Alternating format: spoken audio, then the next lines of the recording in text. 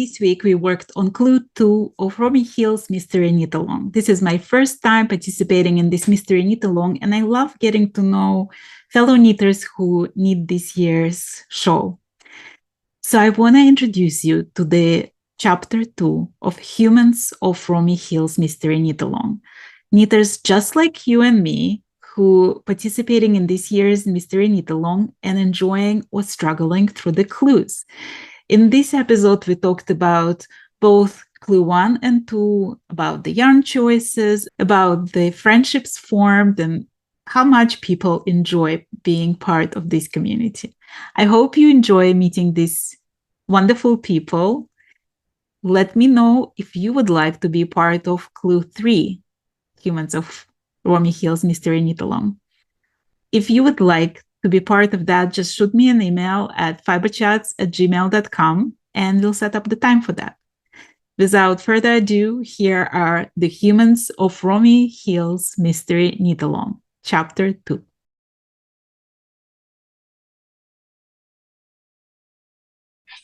Is that the first time you're doing Mystery Knit Along for Romi? Yes, it is. However, and this is actually funny enough right behind me, I own the previous years, but I haven't made it. Oh, it's beautiful. I love those colors. So this has come to me in a very amazing way. I am Hungarian, and I moved to Scotland 15 years ago. And I met my husband, who is from South Africa. We moved here and started a family, and we live here. But I am a very, not integral part, but I am a part of the Hungarian knitting community because my sister lives there. She's a knitter, weaver. And that's how I came to know the hand-dyed yarns first from Hungary, from Hungarian dyers. And this one was made by a Hungarian knitter, made with Hungarian hand-dyed yarn from one of my favorite dyers from there. And after she finished the mystery last year, she actually made 2 at once. Right. And she offered it up for a trade. So I traded it for hand-dyed yarn, and I have it. So this is my favorite shawl to wear ever. And when I got it in the post, I've decided that next year, as in this year, I will definitely do it. But this is the first time I'm doing it. Well, being a dyer, like to me, like a lot of people think, oh, then it's easy for you, right? Because you just can dye your own yarn. To me, it sounds like the most excruciating decision of the lifetime, because how do you choose which colors you're going to make for it? First of all, it's a mystery, right? Secondly, you are a dyer, so you have like every availability at your fingertips. So that must be difficult. Tell me like how you decided on the yarn for this year's MKAL. So what the color choice is easier when you see the pattern, because then you have the image in your head. For a mystery, you just have to go with, well, if it's for me, and this is going to be for me, or if it's for somebody else, then you're going to obviously think of the person that you're making it for, and you just have to go with a color that you think will suit them as a person. And I'm really interested in color theory as well as personal color types. So I had mine done. I am a true winter, which means I like bright colors and very cool tones on myself. And one of my favorite colors is purple. And so for me, it was the baseline of choosing a color for this one. I really wanted to go with purple. I looked at all my shawls. I looked at the things that I'm wearing most. And the first thing that came to mind was the purple. So for a mystery, the choice really depends on the person that you're making it for, because you have no idea. But then I obviously read the description of the mystery, and I always go with the recommendation of the designer. So if the designer suggests tonal or semi-solid, and definitely doesn't recommend anything too busy, right, I will go with that.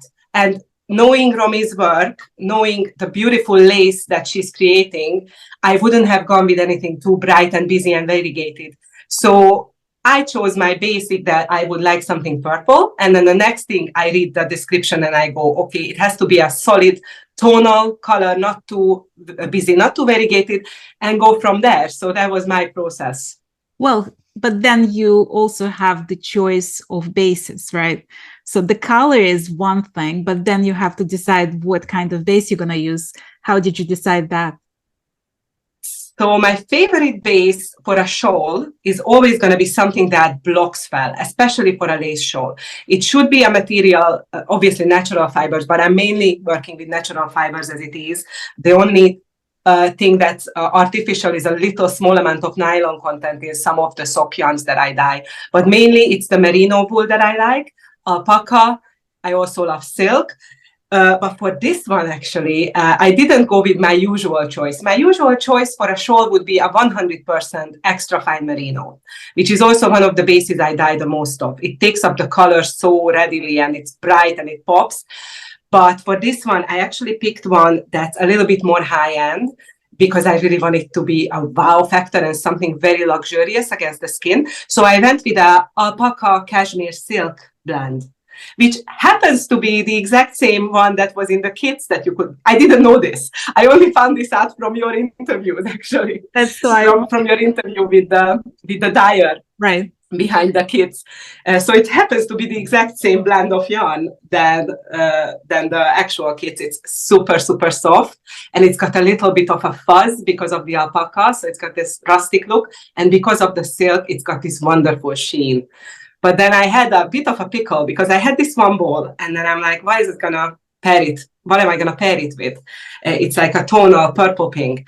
And then I had a very brave or silly idea that I'm going to use a mohair silk lace weight to combine it with, which is not what the recommended yarn was. But I thought, you know what? It's a mystery. I love to play. It's a gamble, but what's the worst that can happen?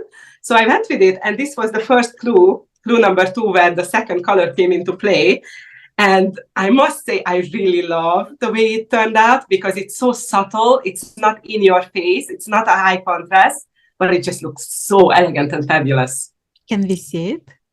Yes. Spoiler alert. I have a few more rows left to do, but that's only going to be with the first color. But the second color part is ready. I'm finding it hard now to stretch it out on my 18 needle, but I will try to show it up folded in half. So that's really this is the darker mohair against my alpaca silk. Yeah, it's like very you can see that. Beautiful. It's more textural almost. Yes, you can see it, especially from afar. And I'm pretty sure once it's blocked out, it will show up even more. Yeah. You can definitely see it, but not as much as if it was also a merino or the same exact yarn. Right. I'm really in love with it. I love that. I actually went with 100% mulberry silk for mine this time. And this is first time I'm knitting with 100% mulberry silk. And the drape is just like spectacular. Oh. And I actually blocked the first clue just to see how it's going to block before I started the second clue. And it holds the blocking. I'll show you. Show me. I never knitted with 100% silk before. I have dyed it, but I have a skein that's also waiting for a special project. Look at that. But you see how that's glorious. The is holding on the pink side. And also like the yarn that I used, it goes from like light pink to silver. It's gorgeous. And I absolutely see the color, the tone difference. Just beautiful. So I was so tempted. I was tempted to block out the first clue before starting the second. And a few of us, because we have a group chat with some Hungarian knitters who we do the mystery knit along together. Right. And a few of us were like, shall we block it? Maybe we should have, but we didn't in the end. I just I couldn't wait. I wanted to see how it's going to hold the blocking before I continue. So that was I think with this alpaca, it's going to be the same, that it's just going to open up and just blow my mind. Because to be fair, as luxurious as this yarn base is, it doesn't show off its actual beauty before blocking as much. It really opens up and it just brings the yarn into a completely new dimension once you block it. So I'm really looking forward to it, because as much as I love it now, I can tell already that I'm going to be just in tears. It's going to be so beautiful once it's blocked. Well, you mentioned, first of all, you're busy with the business, right? And you started this business over the worst possible time, like in the view of many people, over COVID, right? But you're busy with the business, you're busy with the family. How do you find the rhythm of this mystery knit along? Like, is it overwhelming? Is it too slow for you? What do you think? for me, it's perfect. And we were just talking about this with the other guys, is that I am a slow knitter. And obviously with business and mom duties and household and garden and everything else, I don't have a lot of hours in the day for myself for knitting. Pretty much half an hour in the morning before I wake the kids and an hour and a half in the evening before I go to bed. And that's not a lot of time. So I have failed a mystery knit along before, which was the West Knits one last year. Miserably failed it. Like my first clue took me 5 weeks, let alone the whole one. So I just completely abandoned the concept. And at that point, I was like, I can't do a mystery or any knit along if it's more than 2 skeins of fingering in the time frame. I hope I can do that. And now that I've done 2 clues, this is me 6 rows from finishing the second clue. And this is only Wednesday when we talk. So it's so comfortable. And I wasn't stressing. I wasn't pushed for time. It's just my normal rhythm of knitting. So it's absolutely perfect. And it makes me so happy that I don't have to stress. And I usually have a half a day or a day. Last week I finished it on a Wednesday, so I had 2 more days before I picked up the next one. Then I just, dabble with my other little works in progress, which I have about 20. But this one I'm keeping track, and I'm really motivated by the others who do it, and this is the lovely thing about a knit along, is that the others who do it, they show off what they've done, and you're really motivated to pick up that knitting and get it done in the time frame so that we can all finish it together. Well, and I love the international aspect of it, because you are knitting with Hungarian knitters, and I know there's like Australian knitters that knit it and South African knitters that knit. So there's like people literally from all over the world who participate. Yeah. Have you met new friends through this thing? Well, I'm actually just connecting on a deeper level with some old friends. So we have created a group chat from the Facebook Messenger, and some of the guys I've known forever. They are also customers of mine and very old friends from the yarn community. But then some of the people in the chat I've not known before. And through this, because I'm also playing a little part of helping, because I live in Scotland, and my English is almost like my second first language. I communicate with my children and husband in English, and so it's easy for me to follow a mystery knit along in English. But some of the Hungarians don't speak it at all, so we help each other by translating the clues, the abbreviations for the lace charts, and translating sentences from the pattern for the others so that they can understand what exactly is going on. And in that sense, I met a few new people who I haven't really chatted before, but with this whole, translate this for me, can you help me with this? Do you think my color choice is okay? And it's just so lovely to just deepen these connections with other people through this experience. Right. So are you thinking like you're definitely doing it next year? Oh, I'm totally going to do it next year, because the rhythm of it is perfect for me. This is no stress. Lace is one of my favorite things to knit as it is. I absolutely love lace, because I'm one of those people who thrive on change. When I was learning to knit as a child, I gave it up because they just wanted me to do garter stitch, and no, I got bored within an hour. So when I learned to crochet, I picked up the Sophie's Universe first, which is, I don't know if you know it, but it's a very intricate blanket pattern. And with the knitting as well, I thrive on the excitement of the different stitches and patterns. So this is it. For me, I can totally see myself next year going one step further and actually talking about the mystery knit along a little bit ahead of time, and see if I can come up with, once again, a colorway for it, a color combination for it, and see, because that's the other thing I like about mystery knit alongs, that there is always a kit that the designer offers up for sale. It's harder to get for somebody from another country as well, because I'm in Scotland, this is far away, so to ship kits all the way from the States is not always possible. Plus they usually sell out, let's face it. Right. And this is what usually the designers say as well: go stash dye and go check out your local dyers and see if you can find something that you like there, if you are not able or willing to order the official kits for it. And plus, it's not always everybody's cup of tea either, so the more options the better. So next year maybe I'll just plan ahead a little bit and come up with, once again, a unique color for it. Oh, that sounds fun. Do you feel like you're learning something new, like through this Mystery Knit Along? Oh, absolutely. I have already, because I don't ever think that I'm a know-it-all from knitting, even though I'm doing some tutoring in knitting as well, which I like to call master classes. In that sense, just like what Romi said, is trying to get knitting closer to people and trying to show them ways to make their knitting simpler and also more efficient. So that's what I like to do as well. But I never say that I'm a know-it-all. Far from it. I have so much to learn. And when I watch Romi's little bite-sized tutorials, you know, these teeny tiny tutorials, and she just does a certain decrease or increase, just slightly different. Like, for example, in this one, the way that she does the knit front and back, Right, and describes it in the pattern, you do the back one first and then the front. I've done this the opposite way around all my life. And now I'm doing it her way, and it's fantastic. I think it looks better. So I think I'm just going to adopt this from now on, going forward. But yeah, absolutely, new stitches and new techniques and things that I've never even known, like who would think about constructing a triangular shawl by going the other way first. It just blows my mind her genius of this. that was The very other way clever. around I cord. Okay, so let's talk about clue 3. Where do you think we're going from here? Like, what do you see coming? I have an inkling that the second color might come into play a lot. I might even go as far as to say maybe clue 3 will be entirely made with the second color. And if that happens, I'm so excited because my mohair is just, it really wants to come out to play now.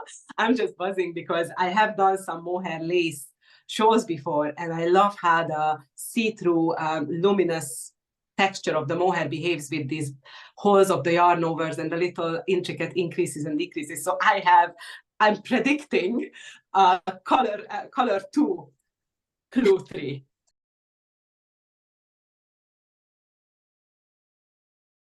How long have you been a moderator in Romi's group? I want to say it's probably been about maybe 4 years, 4, maybe 5 at the most. I don't know. That's a lot of work. I mean, that's a huge group to moderate. Like it is, but it's an easy group to moderate. It is some of the most lovely, nice, kind people that I've ever met anywhere. So it's truly a joy to come home and go chat with my friends for a while. It's really what it is. It's just a wonderful place to be. Well, how is moderating the group in general versus moderating the group during the MKAL? The MKAL it's a lot. There's a lot more going on. The pieces move very fast. You hop off. I was knitting earlier today, and half an hour later, there's 40 posts on a Monday. Other days we get maybe 7 on a whole day. It's in chit chat, what's going on. So the volume of people knitting is so great. I think I counted this morning, I think there's like 285 people with projects actively knitting. A lot of people who participate in Mystery Knit Along don't necessarily create project page. Tell me why you think that's important.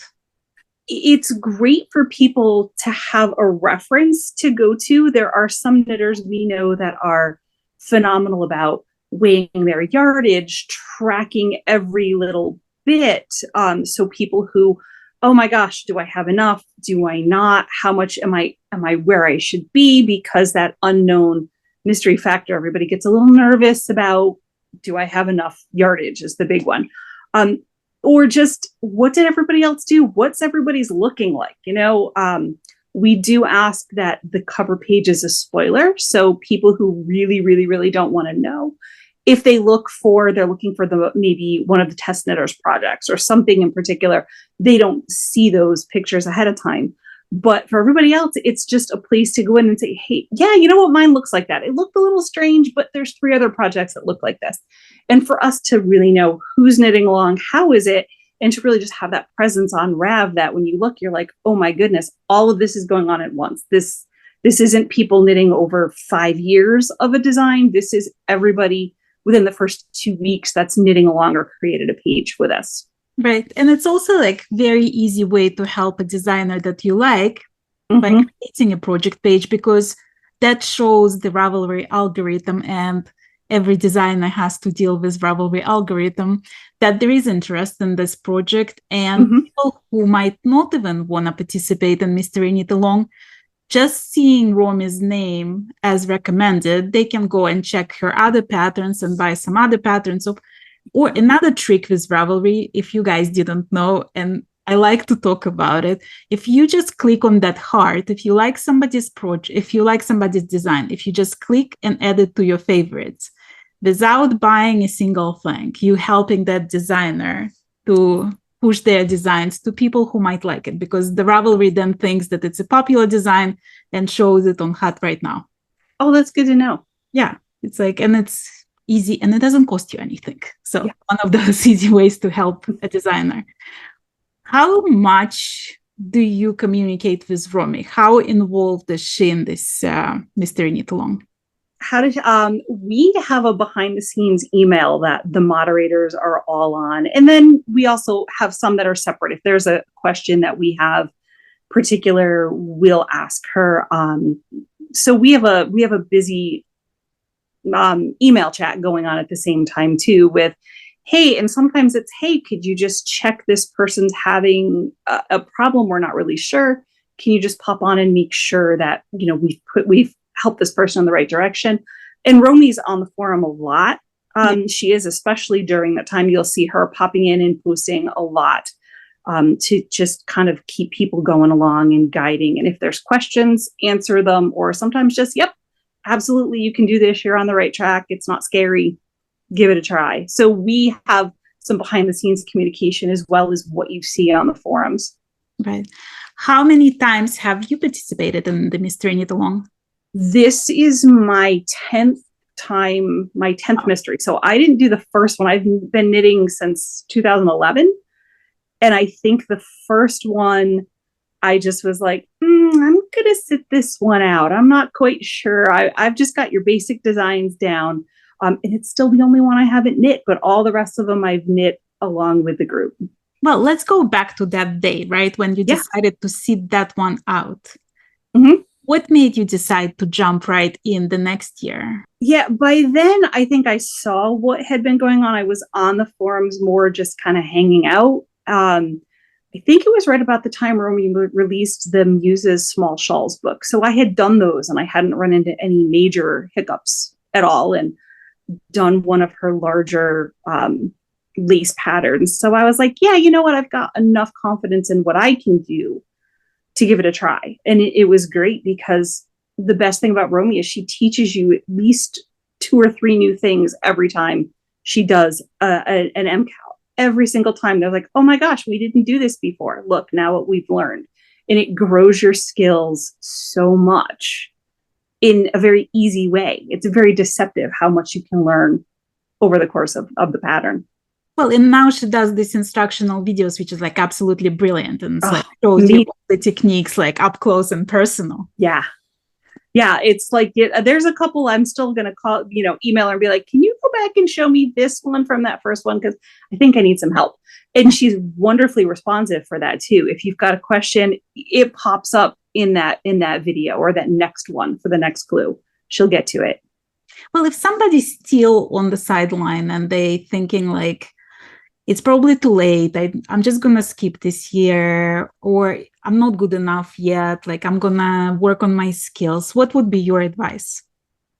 My advice would be try it. If you're comfortable with the basics of lace knitting or of knitting, so knitting, purling, yarn overs, knitting 2 together, go ahead and give it a try. That's what it is. And there's no pressure. There's all the help in the world. There's all the support in the world. You can show us, this is my cast on, look at how great it is. And you're going to have 20 people go, yeah, good job. Keep going. Nay, go to the next part.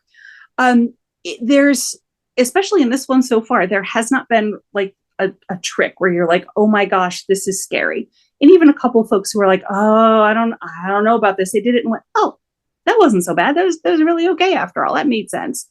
Mm-hmm. Don't read ahead. Don't look ahead. Just be where you are in the pattern, watch the video, go from there and ask for the help you need. or just I the like the encouragement. fact that Romi does charts and written instructions and different kinds of charts also. Yes. Like, so different Yep. people who find something easier one or another, they can still manage it, like these patterns. Yeah, especially with the MKALs, that having we call them the what you see is what you knit and the what you see is what you get combination.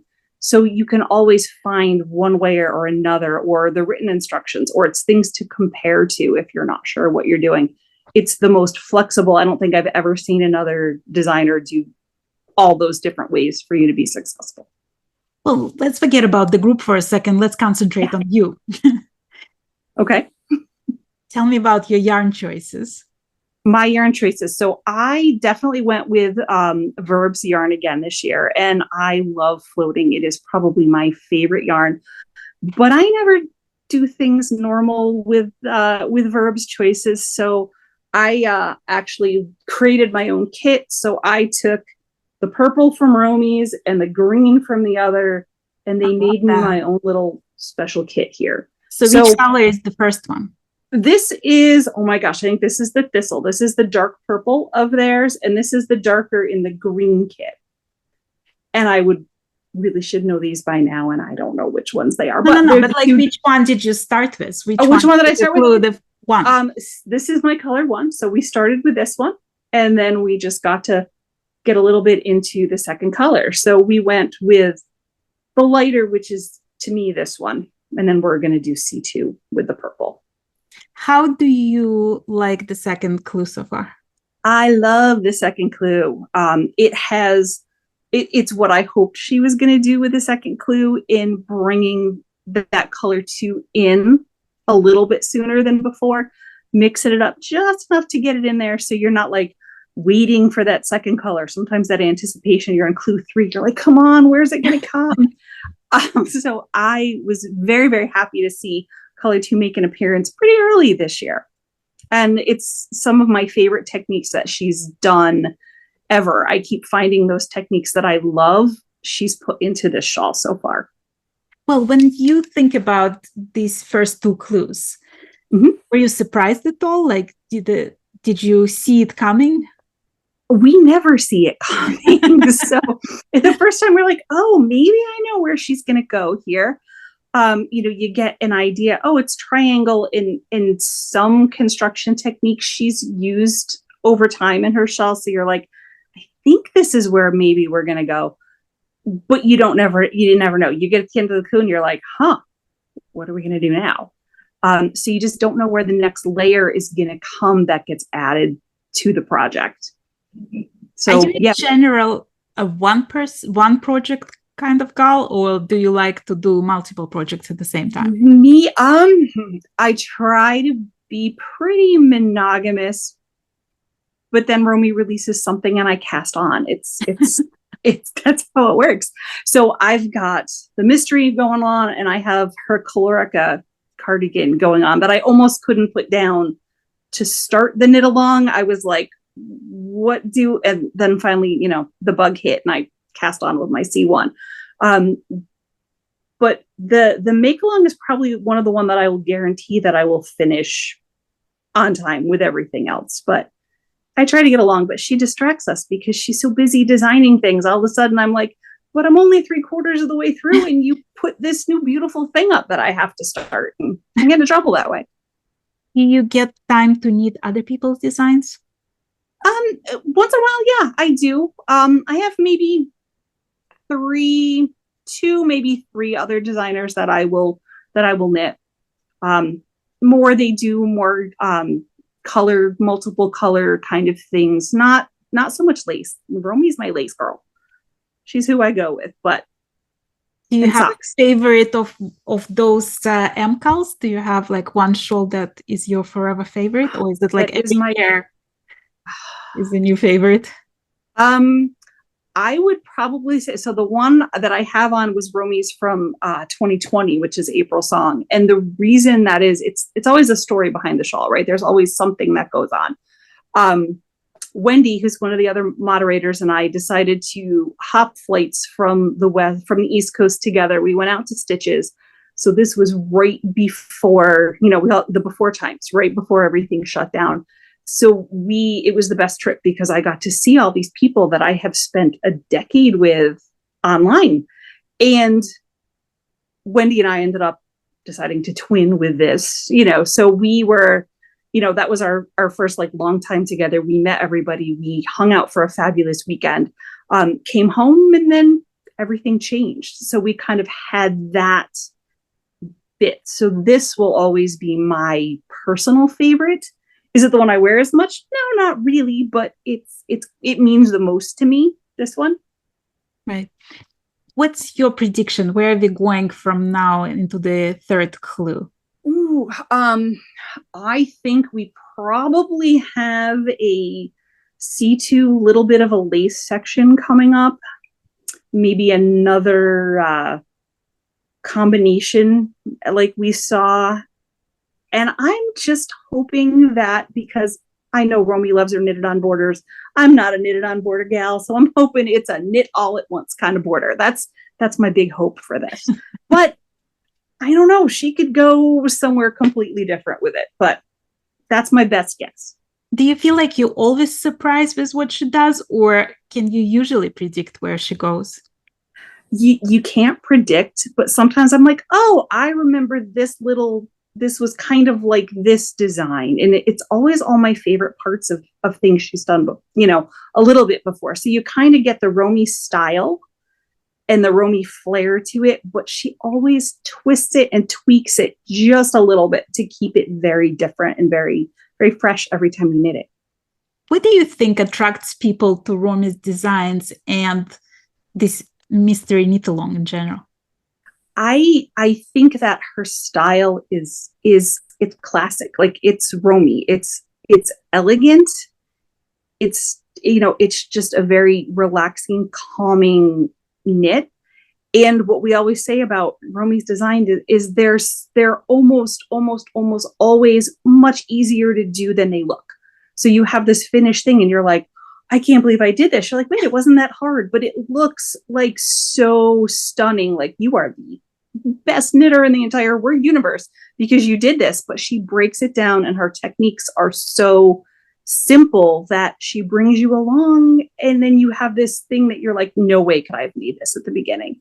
And I think people realize that. And then the support that they have through Ravelry with the forum, it's knitting with the biggest bunch of friends and positive support that you could ever hope for.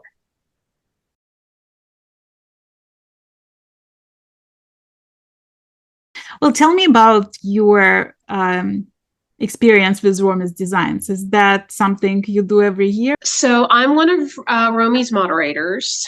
I've been with her since August of 2012. So I've done all the mystery knit-alongs except one. I did not do the one in 2021. We had a house fire in July of 2020, and it was a 13-month rebuild. And by the time the mystery came along, I didn't have that bandwidth. I think at that point I was doing some really simple garter stitch scarves. I just couldn't even, there was no way. So that's the only one I've missed, but I've done all the others, and actually I've done two of one of them, Red Rock Canyon, which was the second year. So I look forward to it every year. It's a fun time in the forum. We get a lot of new people that come in to join us,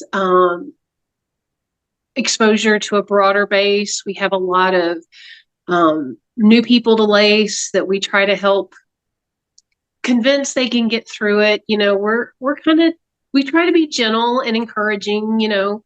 It's really only knit or purl or yarn over, no matter what you're doing. Take it one stitch at a time. Right. And if you have questions, ask. Does it make your job as a moderator more difficult in this time of the year?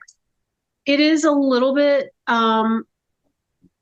We definitely try to make sure we can cover, especially on Friday, clue drop day. We definitely try to make sure that at least 3 or 4 of us can be there.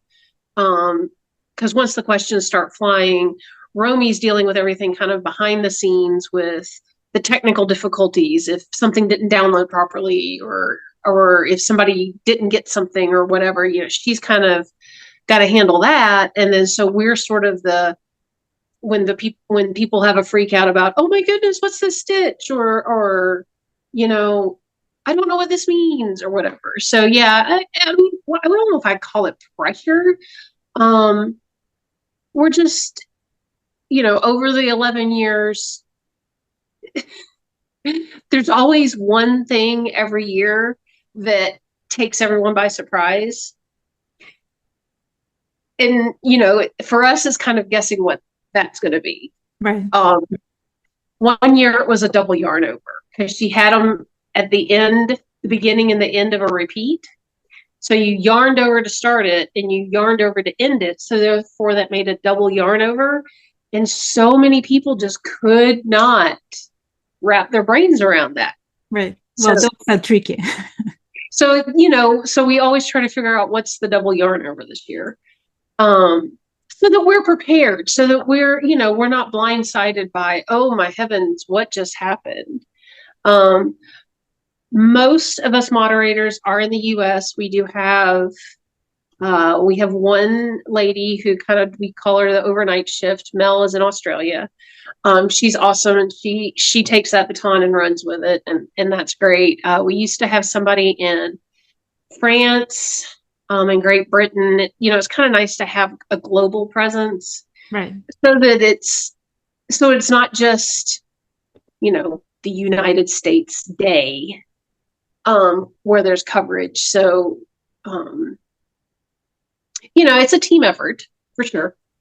Well, and when I decided that I'm gonna do this Humans of Romi Hill series, I also decided that as soon as the clue drops, I have to start knitting it as fast as I can so that I have something to talk to the people who are participating in this knit along, right? So it's a little bit of a pressure to get to it before I start the interviews, to make sure that I know exactly what to ask and I know exactly what we're talking about. Do you have the same pressure as a moderator to knit as fast as you can to get through that clue? To some degree, yes, because especially if there's going to be, so in her very first mystery knit along, Romi did this stitch, and I have no clue what it's called, okay? But it involved dropping a stitch, and then you kind of reach down with almost like a crochet hook, and you kind of smocked it together. I guess it was a form of smocking. It's nice to know, okay, this is coming. This is where there's going to be some freakouts. We need to have gone through it, because then the other thing that's great about all of us is we all have a different way of explaining things.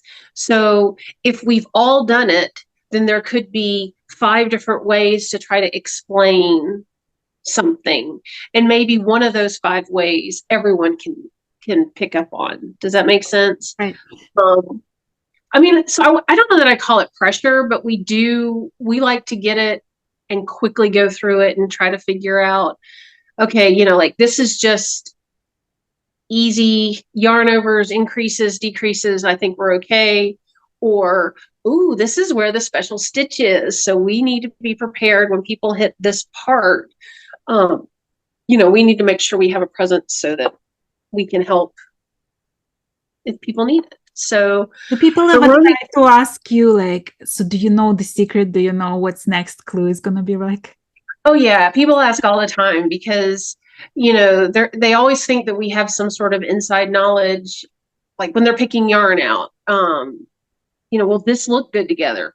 I don't know. It looks great for me. I love that pairing, or but how will it look? I mean, I think that she basically tells you 2 skeins of yarn, no less than 385 yards. She gives us the shape. For the longest time, she alternated half pie, triangle, half pie, triangle. I think she's kind of gotten off that pattern recently. Or maybe she's still on it. I actually haven't paid attention. And that's literally all we know too. I mean, we don't get anything else. Okay, but like you have experience with her shows. You've done vast Yes. majority of them. What's your prediction? Where are we going next in clue 3? I think there's going to be a lot of lace in the next clue 3. And then ultimately, and see, this is my favorite thing to do. I love knitted on edgings. So that's what I'm hoping for. Now, I know a lot of people, when they hear that, will groan because there are a lot of people that don't like those. But no, I see a lot of lace in clue 3. Do you think it's going to be in color A or color B?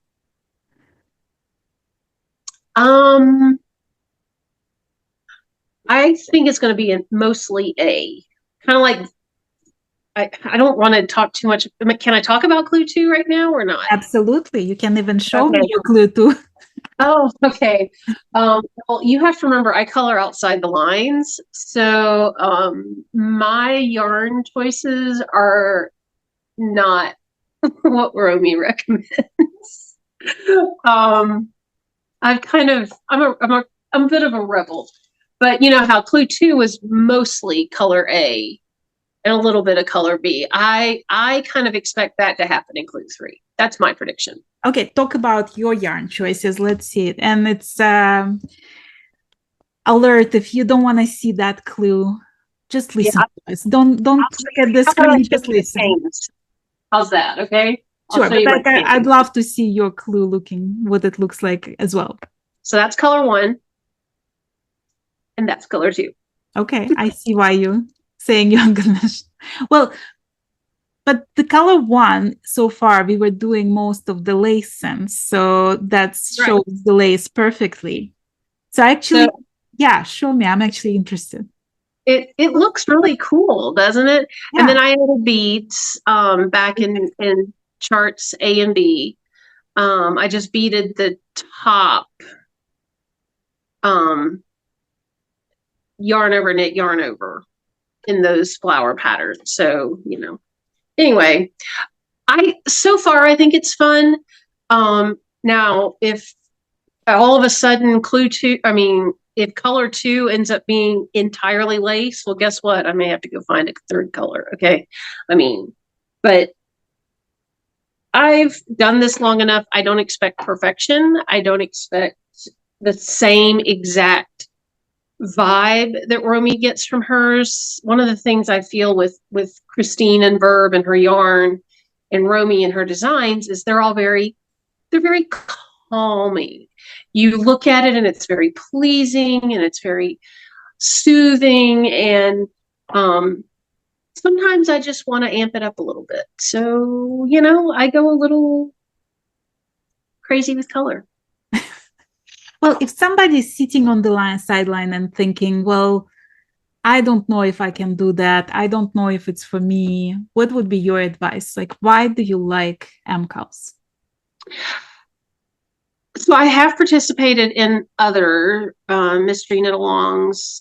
I really study a designer before I decide to jump in, because I don't want to spend all that time knitting something and then just be utterly disappointed, you know?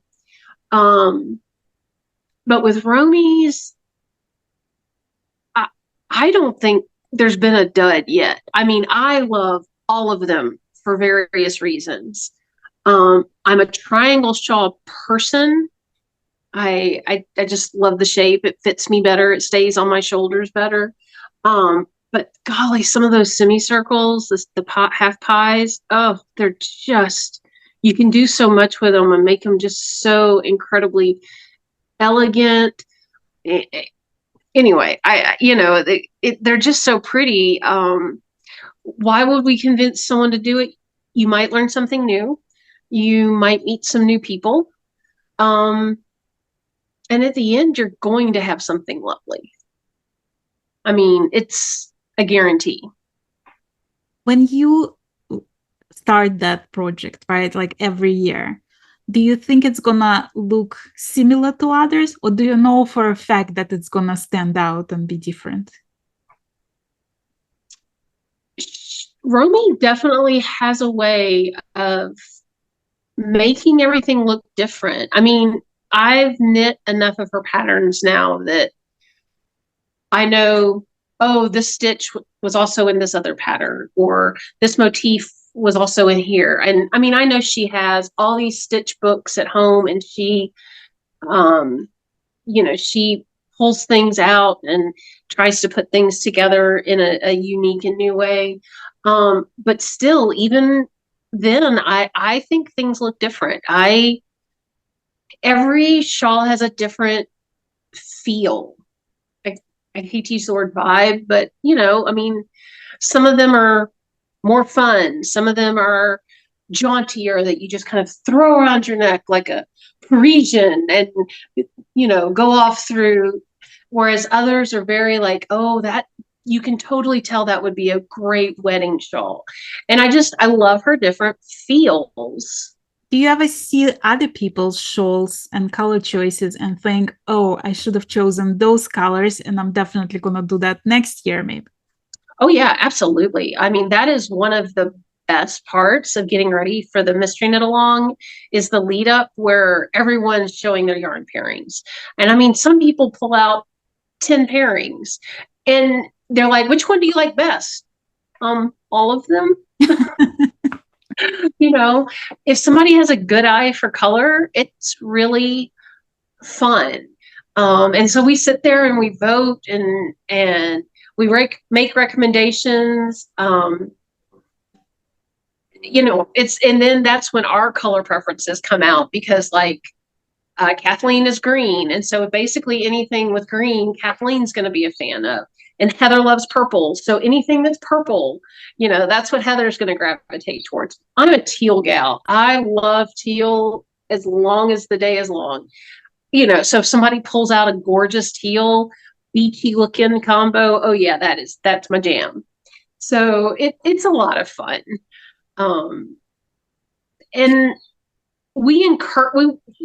us mods, we want people to feel like this is their local yarn shop. Okay. Whether you have one or not, that is the feeling we have. We joke that during stitches, we have everybody that's at home, we're all sitting on the couch.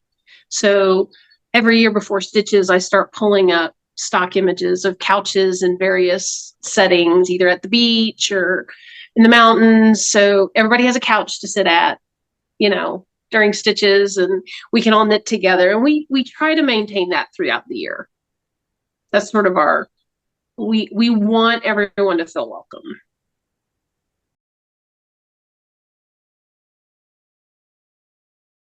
Where are you in this knit along right now? Are you done with the second clue? Not quite. I'm about halfway through chart E. So I've got, where did I put it? Okay. I've got spoiler alert. I've got about that much done. So yeah. So in the first chapter, I talked to Gina Pike from the Knitting Turnpike podcast, and I asked her a question of trying to predict what's going to happen in the second clue. And she said, well, I'm hoping there's going to be color B, and I'm hoping there is going to be cables. And she was spot on, right? There's both cables and color B. What's your prediction about clue 3? Do you have any ideas where we're going from that? I would not presume to predict anything that a mystery knit along would include, but as Stephen West taught us with twists and turns, we just can't predict. But I am anticipating maybe more of color B because I don't feel like we've used a lot of that, and I think there's bound to be a section that's going to be predominantly that color. But this is my first real lace project. I mean, I guess there's lace in this sweater. Yeah. But it's not as complex as I think about Romi's designs being. And that was one of the things that attracted me to the knit along, because I've never completed any large scale lace project. And I've admired many of the Shetland lace you've shared in your podcast. And I just really wanted to try and force myself into it. So how are you finding it? Really great. I've participated in a number of mystery knit-alongs, and this one is by far the most manageable time-wise. I feel like it's given me a lot of breathing room to work on other projects when I finish, or not to feel so stressed.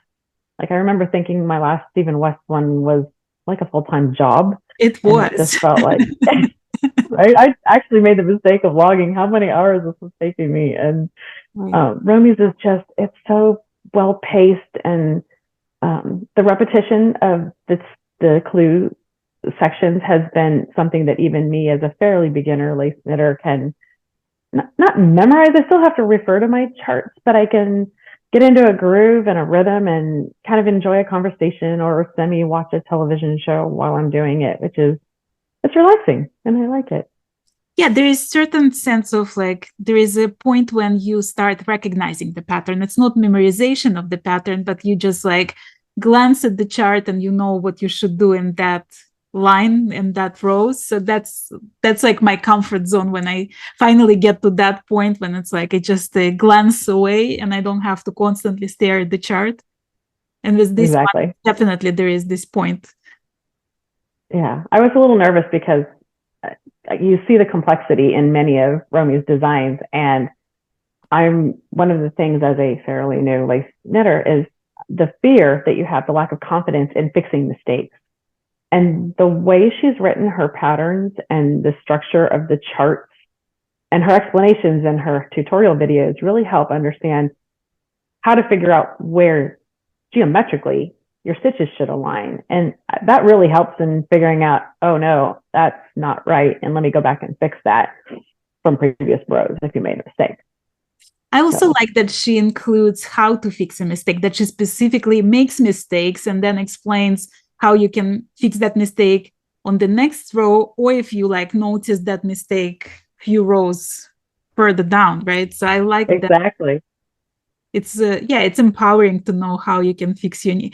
And the fact that, you know what, like when I'm looking back at all my knitting that I've done, I don't think there is a single project that I made that doesn't have at least one mistake in it. Oh, absolutely. So like we all make mistakes. It's like, it's unavoidable, you know, doesn't matter how experienced you are in lace knitting. There is going to be a time when you're going to miss a yarn over or need few more stitches than you're supposed to together.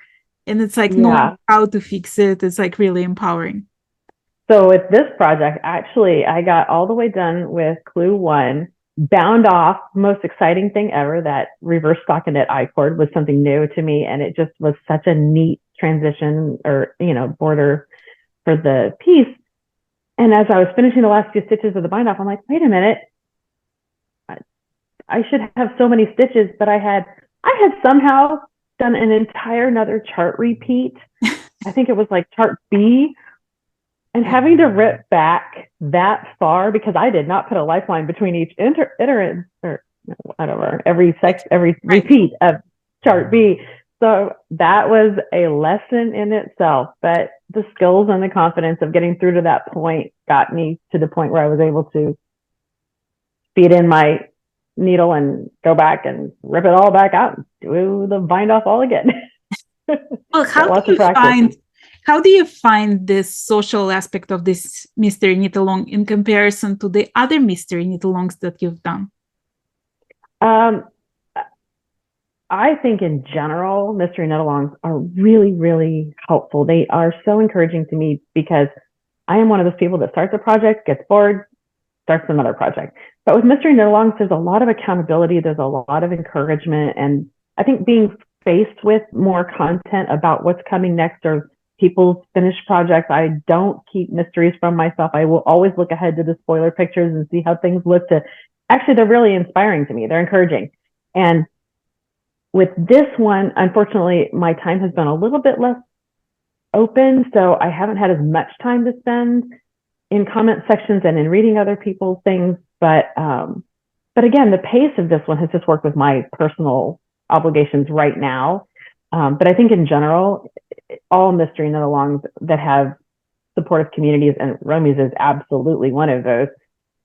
Even just reading the comment sections of what other people are doing just brings you so much, a sense of a belonging, a sense of a connection to other people, and the actual knit design that you're working with. It makes you feel like everybody else is doing this too. This is really exciting. And of course, seeing it out in the wild is really thrilling. Well, are you already like starting to think like, if I am managing this shawl, then I have to go back and knit like the other mystery shawls or the other lace shawls that Romi has, that designs? I've purchased some of her patterns, but I have not yet had the confidence to start. So absolutely, those are going to feel much more doable after this experience. I think you're totally ready. Like if you can manage this shawl, you can manage any kind of lace knitting. Well, we'll see. I went to the library and grabbed the magic, what is it? The magical Shetland lace shawls. And so that's on the bookshelf now, and we'll see if I can. Okay, so this is how I first started with Shetland lace, or with lace in general for this matter. I just saw the picture on the cover and I thought, oh, that's pretty. And I just jumped right in, and that's how I learned. And the thing is that this year I'm doing a year-long knit-along in the Fiberchats group on Ravelry. So you're more than welcome to join that and do it parallel or after this mystery knit-along to try your hand at Shetland lace. I'd love that. That is definitely the next step. Tell me about your yarn choices. How did you decide on the yarn that you picked? You know, interestingly, I felt a little self-conscious about my thinking about yarn because I have quite a stash of stock weight yarn. And one of Romi's comments and her suggestions was that it's a good idea to have a non 100% superwash wool, because I guess when it blocks, it doesn't hold its block as well. I wasn't aware of that. And I'm at a point right now where buying more yarn was just not an option. And I went through my stash. I just didn't have anything. And I thought, you know what? I'm going to take a risk here. I do have, one of my yarns has a cashmere content, but there are no plant fiber contents. They're all superwash or cashmere blend, I think. They're both. But I kind of decided with this one that I would take two of my precious skeins, the ones that you just are reserving for us, you know, the right project, and thought, no, I'm just going to take two because I trust that this design will be beautiful no matter what. It's my first knit, so it doesn't need to be perfect. If I really care in the future and if I successfully complete this, then maybe I'll focus on the plant-based combination yarns. But for now, anyway, I'm thrilled. And like I said, they're two of my precious skeins. They're two from Explorer Knits and Fibers, and I'm really pleased with how they're working together and how they work up in lace. And I'm excited about blocking. I did the same exact thing. Like I had these two skeins in my stash for like a while, and it's 100% mulberry silk. Another spoiler alert. So I did mine, and so one of them is a gradient that goes from like pink to this silver. Oh, actually, so like pretty. Absolutely love it. That's beautiful. It's beautiful. And your contrast is a little higher than mine, but I love it. And I broke another one of her recommendations. I don't want to say it's a rule, but she said not to go with a variegated. But the lone wolf colorway actually is a subtle variegated. You can't really see it on the camera, but there's darker grays and lighter grays in here. But it works. Yeah, I think it's fine as long as there is not like crazy colors going on that distract from the lace. I think pretty much everything works. Like light speckling works and a little bit of a variegation color. Yeah. Yep. And that's the beauty of using a pattern instead of using a kit. You can choose what you want to use and how you want it to look, and colors that work, that make you happy and bring you joy. So do you have a plan for this show? Like, are you planning to keep it for yourself? Are you thinking of gifting it to somebody? Like, hadn't gotten that far. I guess we'll see what it looks like when it's done. A lot of it comes down to the color choices. What if someone were to ever say to me, "That's amazing," and they were a good friend and they acted interested in it, I'd probably just hand it over.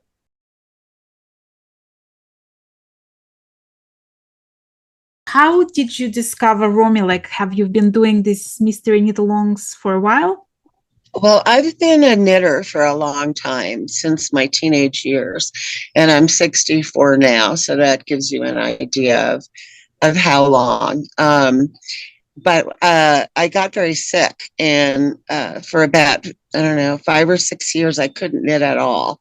I just didn't have the focus to follow a pattern. And I was just too ill. And recently, after, going through quite a few medical events, I'll just put it that way, including becoming paralyzed at one point, I decided to start to try knitting again to help me get my fine motor skills back. And at first, it was all I could do to cast on and knit like 5 stitches, and I was exhausted. And that was last fall. But since then, I've just been trying and getting back into the knitting world. And, it's so different. So much has changed in the last 5 to 10 years. And that's, as part of that process, I came across a bunch of MKALs and knit-alongs, and I really liked Romi's designs and have some in my queue at Ravelry, and was thrilled to see she was doing a mystery knit-along. Right. It's your first one, right? No, I did an Advent one in December, and I kind of muddled my way through. Let's just put it that way. I bought some yarn from eBay, and I made a shawl, and that was really inspirational. And I had always admired Stephen West. So when he announced the cast on for the Aurora cabin shawl, I decided to do that. And I did. I was like so proud of myself. Well, you should be. I mean, it's a long way from 5 stitches to Stephen West. Yeah. So it's a big difference. And I realized from doing his shawl that it's a great way to learn new skills, because there's often support. And Romi's mystery knit-along especially attracted me because she has so much support for the patterns, like her video every week that she posts to go with each clue. I mean, it's like over an hour long. It's really comprehensive, and it helped me so much because other people may say her patterns aren't that hard, but for me, it was a little challenging. I'm not as experienced with lace. But it helped a lot to have her videos. And then her patterns are very specific. They're really detailed and very precise. So I looked at several different ones to do. But that's mainly why I chose hers. Right. So when you knit lace, do you prefer charts or do you prefer written instructions?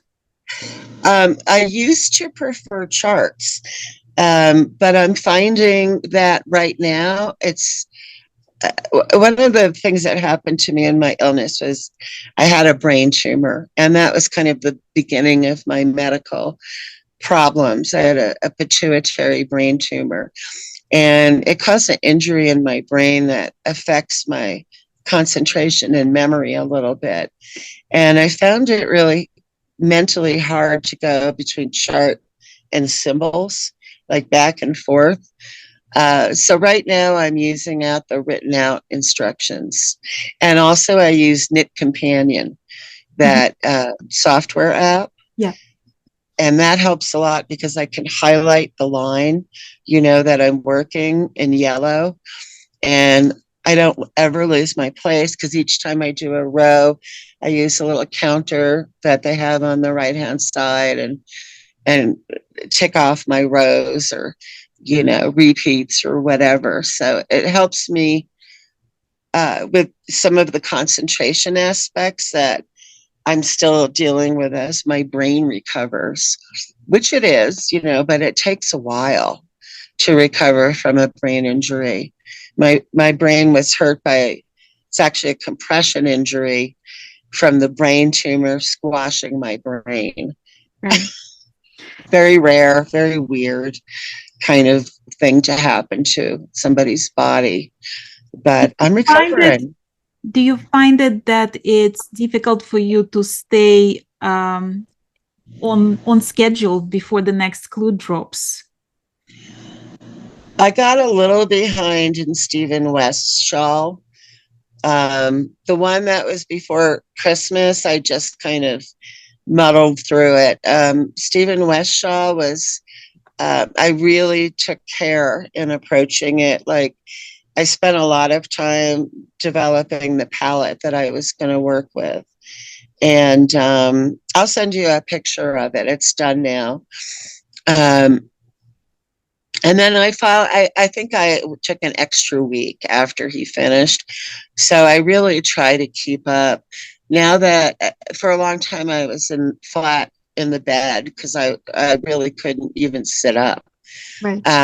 So the longer now that I can sit up, the more able I am to keep up, which is nice. But it's a good, healthy pace, but it's not overwhelming.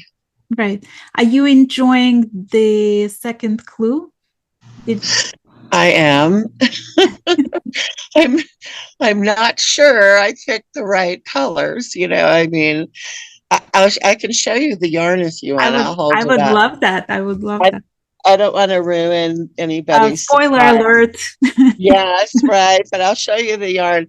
So this is the Shibui Lunar, and it looks brighter red on the screen. It's actually a little, I don't know if you can see a little, a little darker, richer red, and it's silk and merino. Mm-hmm. And this is what I did clue 1 in. And then for clue 2, I didn't, at the time I started 2 weeks ago, I didn't have a lot of yarn because when I got ill, I lost my home, and my friends packed all my stuff in a storage unit, including my yarn stash. So it's deep, deep in a storage unit in another city. But so I had no yarn laying around, but I did have this one that I was left over from the Stephen West. So I decided to use this, and this is a jade sapphire 2-ply Mongolian cashmere. Actually, I think it's going to be beautiful. Do you? I was worried it might there is enough contrast. I think it's going to be like really standing. Well, can you show us the actual shawl? Yeah, I'm just was worried it might be too striated, but I think it's going to work fine. Okay. Well, that's good to know. I just started using it, so I haven't gotten too far, but here's let's see, let me show you the right side.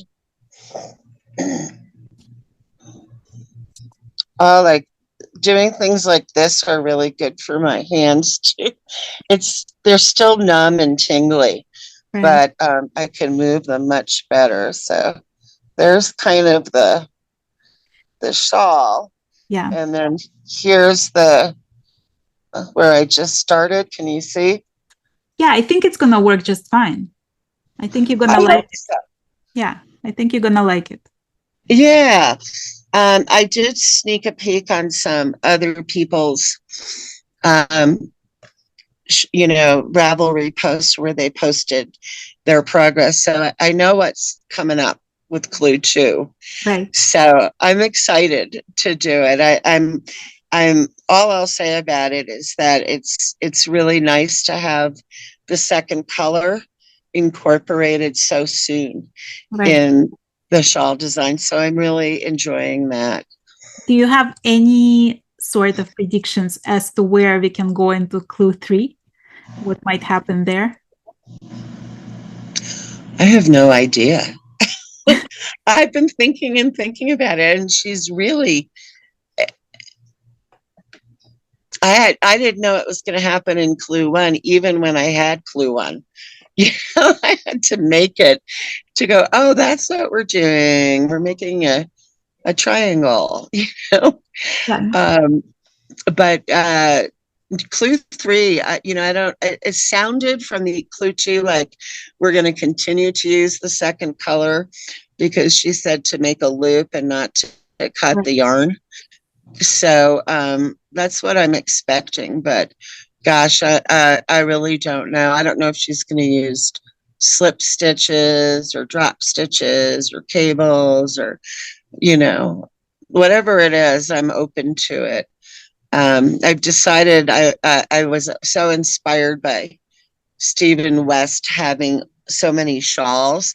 I decided I want to make myself at least 12 shawls, one a month, right, to have in my wardrobe, and maybe eventually a lot more, because they're so useful. I mean, shawls, I don't think I'll ever be without one again. I have cotton ones like this that I use that are just, block printed on a nice fine cotton. But the knitted ones are just so delightful to use. And I'm looking at, I have a couple of friends I'm going to be knitting for, really good friends who I want to give them a piece of me, right? Because I don't know what's going to happen with my health over time. And I want to honor the friendship that we've had. And, once I'm gone, if I die early, I want them to have something to remember me by. So I've been getting kind of specific guidelines from these friends. And one of them is allergic to all wool, and alpaca. And so I'm looking at maybe doing a shawl in Eurosport in linen, Or silk. Euroflax, I think it's called. Yeah, or silk, or there is like vegan cashmere. I just saw somewhere. She can't wear cashmere either. But it's vegan, so it's created from the vegan material, from the vegetable matter, but it feels like cashmere. Really? What is that? It's called what? Vegan cashmere. I didn't know that. See, this is a good example of how the knitting world has just exploded over the last. There's so many new products and things with bamboo and, fibers I've never worked with before. Yeah. So, yeah, it's exciting to find the net. I'll check that out. Thank you. Well, are you enjoying the social aspect of this knit along? I kind of am. I haven't yet gotten up onto the Ravelry group site. But recently I switched my social media from Twitter over to Mastodon. And there actually are a lot of knitters on Mastodon. And we all have been sharing our, works in progress, whips with each other. Several people were doing the Stephen West Aurora cabin shawl, so we were posting our progress to each other. And then actually about 2 weeks ago, I put out a call asking for a donation of, 1 or 2 skeins of yarn in your stash that you're never going to use. I would love to receive it. I don't have my stash anymore. And oh my God, Irina, I have received so much yarn. It's ridiculous. Knitters are a very kind bunch. I think this community is super supportive.